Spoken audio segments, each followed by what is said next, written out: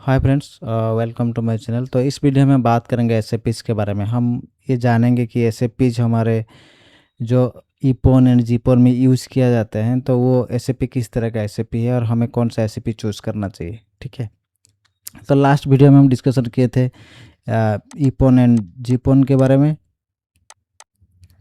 ईपोन and जीपोन के बारे में। ठीक है। तो इस वीडियो में हम जानेंगे ईपोन एंड जीपोन में किस तरह का एसएपीज यूज़ किए जाते हैं। और सबसे इम्पोर्टेंट है एफटीटीएस नेटवर्क में अगर अगर सिर्फ ईपोन जीपोन चूज़ करने में कुछ नहीं होता है, क्योंकि उसका जो नेटवर्क डिज़ाइन का स्ट्रक्चर है वो आपका डिपेंड करता है एसएपीज के ऊपर, क्योंकि आपका जो ऑप्टिकल पावर का जो कैलकुलेशन है वो डिपेंड करता है आपका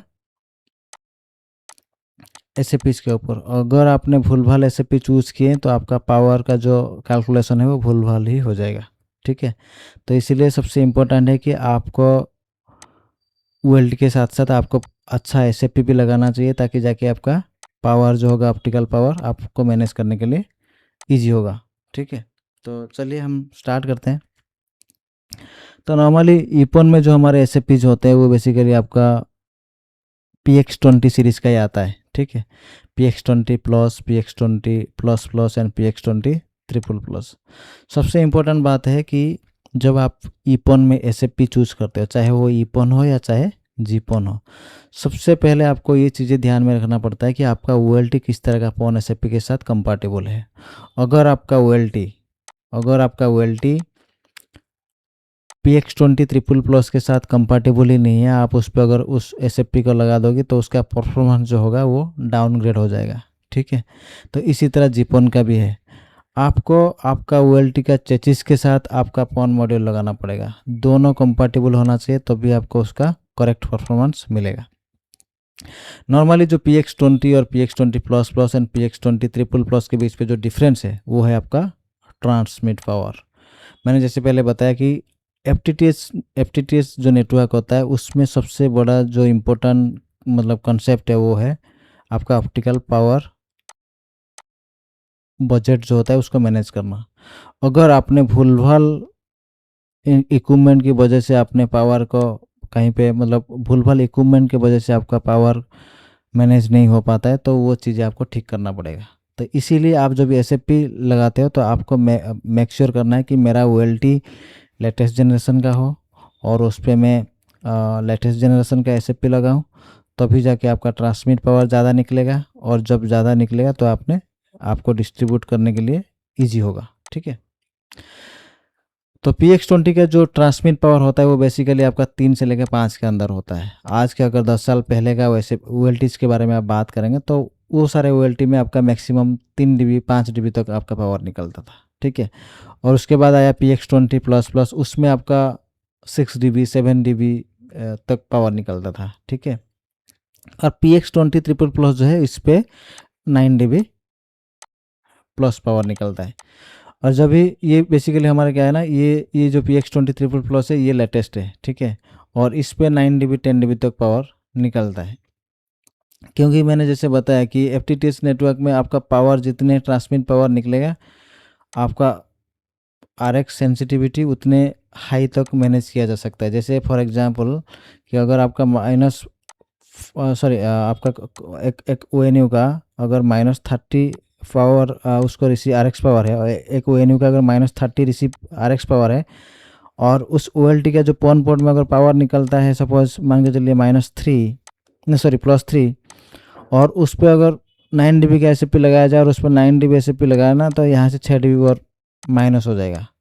जैसे यहाँ पे जब ट्रांसमिट पावर जब इंक्रीज होता है ना, तो यहाँ से सेंसिटिविटी पावर जो कस्टमर्स का रिसीव पावर होता है वो पावर माइनस होता है। ठीक है। तो इसीलिए ट्रांसमिट पावर सबसे इम्पोर्टेंट है। और ट्रांसमिट पावर के साथ साथ आपको नॉर्मली मैंने देखा लोग क्या करते हैं ना, आपका उनका ऐसे OLT अगर मान के चलिए बहुत पुराना OLT है और उसी में डाल देते हैं PX20, और जब वहाँ पे पावर चेक करते हैं तो वहाँ पे 9 dB की जगह में 6 dB 5 dB निकलता है। तो आपको ये चीज़ें भी देखना है कि आपका OLT का जो चेचिस है वो आपका PX20 ट्रिपल प्लस वाला भी सपोर्ट करना चाहिए। नहीं तो आपने सिर्फ एसएपी चेंज करने से नहीं होगा, आपका OLT भी वो एसएपी के साथ कंपैटिबल होना चाहिए। ठीक है। तो चलते हैं, अभी हम जीपोन के बारे में डिस्कशन करते हैं।